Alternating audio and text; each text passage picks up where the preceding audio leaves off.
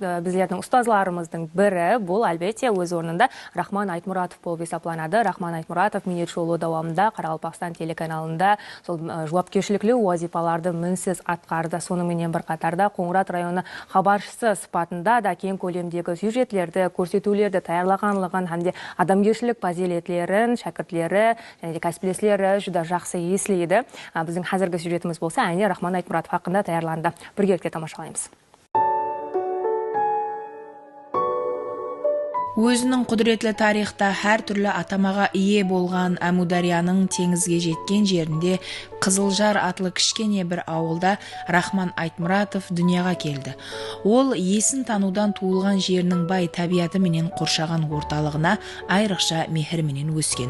Бұл фазилетлері оны дүрітушілік дүниясына жетеледі, һәм бұл оның өмірінің мазмұнына айланды. Өмір һәм минет жоллары да ұлы дүрітуші инсанлар менен тұтасып, Мойнақ һәм Қоңырат районлары газета тарауында жауапкерлі лауазымларда іследі.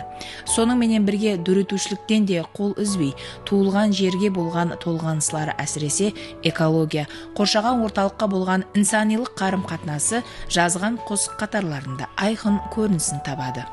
Кеткен ажайып талант иелерінің бірі бұл Рахман Айтмұратов. Рахман Айтмұратов 1945 жылы Мойнақта Қызылжар ауылында дүнияға келген.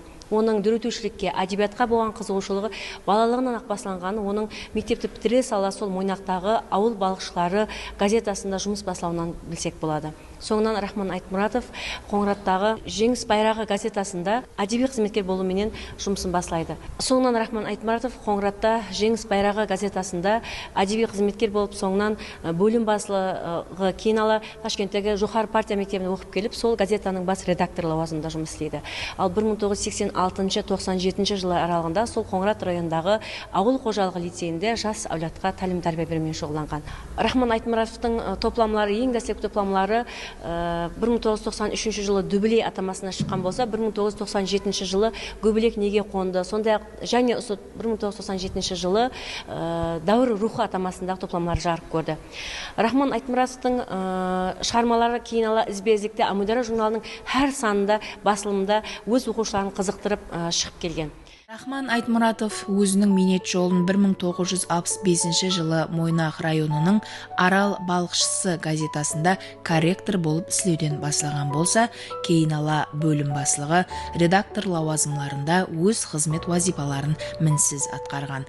Ұстаздарымыздың бірі мен Рахман Айтмұратов хақында айтатын болсам, Рахман Айтмұратов өзі негізі жазушылықта құбы бар, шебер шөлкемлестіруші инсан еді. Мен өзім жеке бұрылары Алтын дала деген үлкен көрсетулеріміз бар еді. Сол таярлауға барғанымда, сол Қоңырат районында балам келдің бе деп өзі хакимиятта күтіп алып, сондай жақсы шөлкемлестіріп, орыларда, сондай қожалықтарға, ауыл қожалығы барып, әмме жерде шөлкемлестіріп, сол уақытта мен бір нәрсені сездім.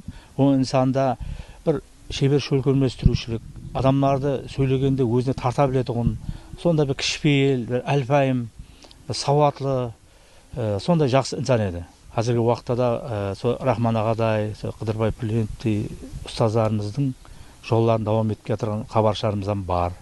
1993 жылы Дүбелей атлы қосықлар, балладалар, толғаулардан ібарат топламы жарық көрген болса, 1994 жылы Көбелек неге гүлге қонады, 1995 жылы Дәуір рухы, 1997 жылы Дәулет құсы, 2001 жылы Жүрегімде жасап қал атлы топламлары жарық көрді.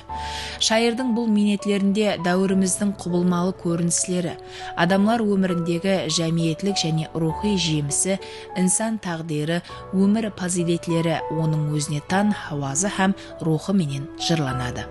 Топламлар көлемі жағынан кішкене болғаны менен мазмұны жүда бай һәм ібратлы. Ұлыма алғанда біз Рахман Айтмұратовтың дүрітушілігінде ана ватанды, табиатты, инсанилық қадіриятларды жырлауда өзінше айрықшалыққа ие шайыр екенлігін және бір мәртебе тілге аламыз.